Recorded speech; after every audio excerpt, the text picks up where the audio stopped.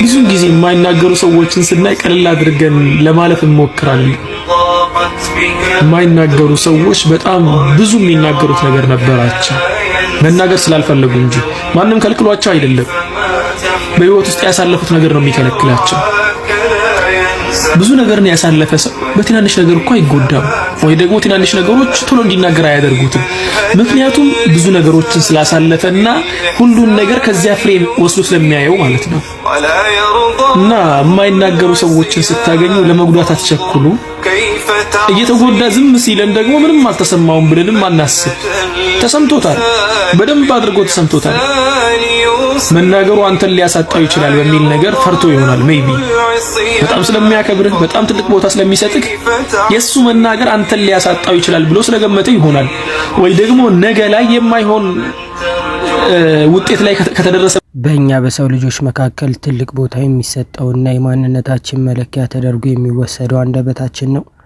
ሆኖም ግን በአሁኑ ጫጫታና ትርምስ በበዛበት ዓለም ውስጥ ከንግግር ይልቅ ዝምታ እጅግ የላቀ ኃይልና ውበት እንዳለው ብዙዎቻችን እንዘነጋለን።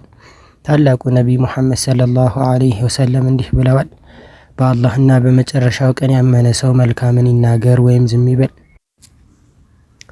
ይህ የነቢያዊ መመሪያ ዝምታ ዝም ብሎ አለመናገር ብቻ ሳይሆን ትልቅ ኢባዳ ወይም አምልኮ፣ ጥበብና የውስጥ ሰላም መገንቢያ መንገድ መሆኑን ያስተምረናል። አንደኛ፣ ዝምታ የኢማን ወይም የእምነት ጥንካሬ መገለጫ ነው። አንድ አማኝ ዝምታን ሲመርጥ ደካማ ስለሆነ ወይም የሚናገረው ስለጠፋ አይደለም። ይልቁንም በአንደበቱ የሚወጡት ቃላት ሁሉ የሚመዘገቡ መሆናቸውን ስለሚያውቅ ነው። አላህ ሱብሓነሁ ወተዓላ በቅዱስ ቁርአኑ እንዲህ ይላል፣ ከቃል ምንም አይናገርም አጠገቡ ተጠባባቂ መልአክ ዝግጁ ሆኖ ያለ ቢሆን እንጂ። የምትናገረው እያንዳንዱ ቃል ነገ የቂያማ ቀን በአንተ ላይ ምስክር ሆኖ ይቆማል። ስለዚህ በዝምታ ውስጥ የአላህን ክትትል ወይም ሙራቀባህ ታስታውሳለህ። ይህ ደግሞ የኢማንህ ከፍተኛው ደረጃ ነው። ኡስታዜ ከመከሩኝ ምክር አንድ የማረሳው ትልቅ ምክር አለ። እሱም ለመሀይም ትልቁ መልስህ ዝምታ ይሁን። የመሀይምን ንግግር ከጫማህ ስር መረጋገጫህ ብቻ አድርገው ይለኝ ነበር። ምክንያቱም አልጃሂሉ ላ የንፈዕ መአሁ ኺጣብ አልዕልሚ፣ የእውቀት ንግግር መሀይም ጋር ስለማይሰራ፣ የእውቀት ንግግር ለመሀይም ስለማይገባው ትልቁ የመሀይም ማሸነፊያው መንገዳችን ዝምታ ነው ማለት ነው። አላህም ሱብሓነሁ ወተዓላ እንዲህ ይላል፣ ወኢዛ ኻጠበሁሙል ጃሂሉነ ቃሉ ሰላማ። መሀይሞች በመጥፎ በሚናገሯቸው ሰዓት የአላህ ባሮች ሰላም ብለው የሚያልፉ ናቸው ይላል አላህ ሱብሓነሁ ወተዓላ። እና ለመሀይም ትልቁ መልሳችን ዝምታ ይሁን ማለት ነው። ልክ ኢማሙ ሻፊዒ እንዳደረጉት ማለት ነው። አንዴ ኢማሙ ሻፊዒ ትችት ይቀርብባቸዋል። ለቀረበባቸውም ትችት ዝምታን ይመርጣሉ። ሰዎችም ይጠይቋቸዋል ለምን ዝምታን እንደመረጡ። በዚህ ሰዓት እንዲህ ብሎ በግጥማቸው ነበር መልሳቸውን የሰጡት። ቃሉ ሰከተ ወቀድ ሁሲምታ፣ ትችት ቀርቦብህ ዝም አልክ ይሉኛል። ፈቁልቱ ኢነል ጀዋበ ሊባብ ሸሪ ሚፍታሑ፣ ለመሀይም እኮ መልስ መስጠት ለክፉ ነገር በር እንደመክፈት ነው። አማ ተረል ኡስተ ቱኽሻ ወህየ ሳሚተቱን፣ አንበሳን አልተመለከትክም በዝምታው ብቻ እንደሚፈራ? አንበሳ ዝም ሲል ራሱ እንደሚፈራ አልተመለከትክምን? ወልኪላቡ ቱኽሳ ለዐምሪ ወህየ ነባሁ፣ ውሻ እኮ የሚጮኸው ፍራቻውን ለማሳየት ነው ይላሉ ኢማም ሻፊዒ። ወሰላሙ አለይኩም ወራህመቱላህ። ሁለተኛ፣ ዝምታ ካልተገባ ጸጸት ይጠብቅሃል። ብዙ ጊዜ በተናገርናቸው ቃላት እንጸጸታለን። ነገር ግን ዝም ስላለን የተጸጸትንበት ጊዜ ጥቂት ነው። ንግግር ልክ እንደ ፍላጻ ነው። አንዴ ካፍህ ከወጣች ተመልሳ አትመጣም። ዝምታ ግን ካልተገባ ውሸት፣ ከሐሜት፣ ከነገር ማዋሰድ እና ሰዎችን ከመስደብ ይጠብቅሃል። ሉቅማን አልሐኪም ልጃቸውን ሲመክሩ እንዲህ ብለው ነበር፣ ልጄ ሆይ ንግግር ብር ከሆነ ዝምታ ደግሞ ወርቅ ነው። ወርቃማውን ህይወት ለመኖር ወርቃማውን ዝምታ መላበስ ያስፈልጋል። ህመሙ ሲበዛ ቁስሉ ሲበረታ ዝም ማለትን ትመርጣለህ። ዝም ማለት ምን እያደረክ እንደሆነ ግራ ይገባሃል። ስሜትህን መግለጽ ይከብድሃል። መናገር፣ ማብራራት፣ ማስረዳት አትፈልግም። ብትናገርም ማንም አይረዳኝም ብለህ ታስብና ዝም ትላለህ። ይሄ የሚሆነው ህይወት ላይ ያላሰብከው ነገር ሲያጋጥምህ፣ ከሰዎች ያልጠበቅከው ነገር ሲሆን ዝምታን ትመርጣለህ።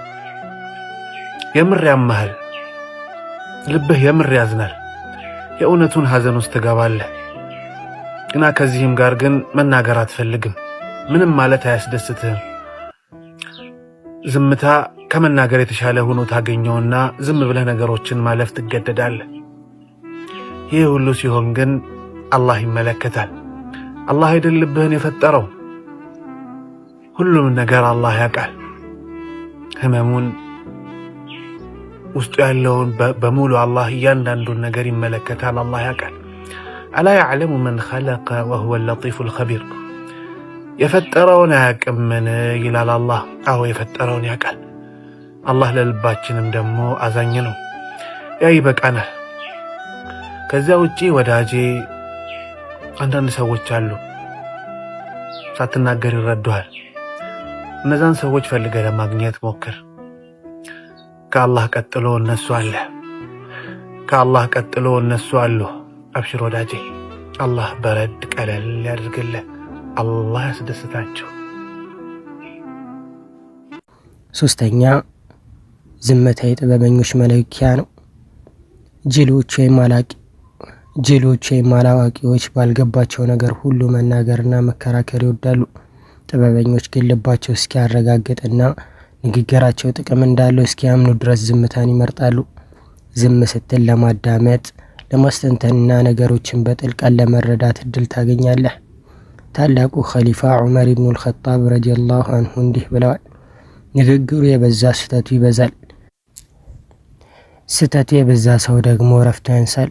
እረፍቱ ያነሰ ሰው ደግሞ ተቅዋው ወይም አላህን መፍራቱ ይቀንሳል። ተቅዋው የቀነሰ ሰው ደግሞ ቀልቡ ትሞታለች። በቀጥታም በሆኑ መናገር እንኳን ባይችል ማለት ነው። ይሄ በተፈጥሮ ያገኘው ከሆነ እኛ ደግሞ ዝምታን፣ ጨዋነትን ምን እናደርጋለን? እናዳብርለታለን፣ እናስተምረዋለን። እንደዚህ አይነት ቦታ ላይ እኮ ትልቅ ሰው ባለበት ቦታ ላይ ልጆች አይናገሩም፣ ልጆች አይጫወቱም። ለምሳሌ እንበል ቤተሰብ እንግዳ አላቸው። ህፃናቶች መጥተው ይፈነጫሉ እንደፈልጉት። በዝምታ ውስጥ ካላህ ጋር እንግዳው ላይ ዝምተኛ ይረጋጋል። በአይንም ይሁን ምላስህ ባይናገርም ልብህ አላህን በማውሳት ወይም ዚክር ይርገበገባል። በዝምታ ውስጥ የአጽናፈ ዓለሙን አስደናቂ ፍጥረት ታስተነትናለህ ወይም ተፈኩር ታደርጋለህ። ይህ አይነቱ ዝምታ ደግሞ ወደ አላህ የሚያቃርብ ታላቅ የውስጥ ጉዞ ነው። ውድ ወንድሜ፣ ዝምተኛ ሁል ስንል ግን ፍትህ ሲጓደል፣ እውነትን መመስከር ሲገባህ ወይም መልካምን ነገር ማስተማር ሲኖርብህ ዝም በል ማለት አይደለም። ይልቁንም ንግግርህ ሁሉ የአላህን ውዴታ የሚፈልግ፣ ዝምታህ ደግሞ ከክፋትና ከንቱ ንግግር የሚጠብቅህ ጋሻ ይሁን። ከዛሬ ጀምሮ ራስህን እንዲህ ብለህ አዘጋጅ። ከመናገርህ በፊት አስብ። ንግግርህ ሰውን የሚጎዳ ከሆነ ዝምታ ምረጥ።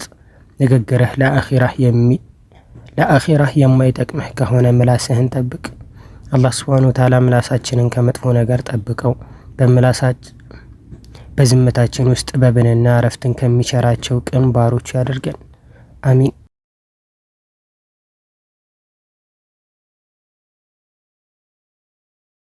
ዝምታ ሼክ ጋር ስትሄድ አሁን አዲስ አበባ ላይ ፈትዋ ሊጠይቅ ይመጣል። ሼክ ጋር አሁን የሚጠይቀው እኮ ፈትዋ ነው። እሱ ነው የሚጀምረው ፈትዋ። ከእርሶ በላይ ባላቅም ይላል። እኔ ሰለ ያለ ነብይ እውነት አይደል ነው። አላህ ሰይድና ሙሳና ሰይድና ኸድር ሱረቱል ካህፍ ላይ የነሱ ቂሳ ላይ ብቻ ሱረቱል ካህፍ ላይ ብቻ ከ300 400 በላይ እኮ ፈዋኢድ አውጥተዋል ዑለማዎች። አንዱ የሳሊሖችና የነሱን ያወጣል። አንዱ አደብ አልዕልም ጣሊብ ዒልም የሚቀራ ሰው አደቡን ሲናገሩ ሰይድና ሙሳ እኮ ከሊም ናቸው። ወአነ እኽተርቱከ የተባሉ ወአልቀይቱ ዐለይከ መሐበተን ሚኒ ወከለመ አላሁ ሙሳ ተክሊማ። ይሄ ሁሉ ስልጣን እያላቸው ሰይድና ኸድር ፈኢን ተበዕተኒ ፈላ ተስአልኒ። አላህ ከሊም ከሊማ የመጣኸው ልትቀር አይደል? ፈኢን ተበዕተኒ ፈላ ተስአልኒ። እስኪ አስበው አንተ አሁን ትልቅ ሙፍቲ ጋር ሄደህ ከእርሶ በላይ ባላቅም ይባላል። አላህ አደብ ይስጠን፣ አላህ አደብ ይስጠን። የሁለቱንም ሊንክ ኮሜንት ላይ አስቀምጥላችኋለሁ። ገብታችሁ ፎሎ አድርጉ። ለዚህ ቻናልም አዲስ ከሆናችሁ ሰብስክራይብ በማድረግ ቤተሰብ ሁኑ።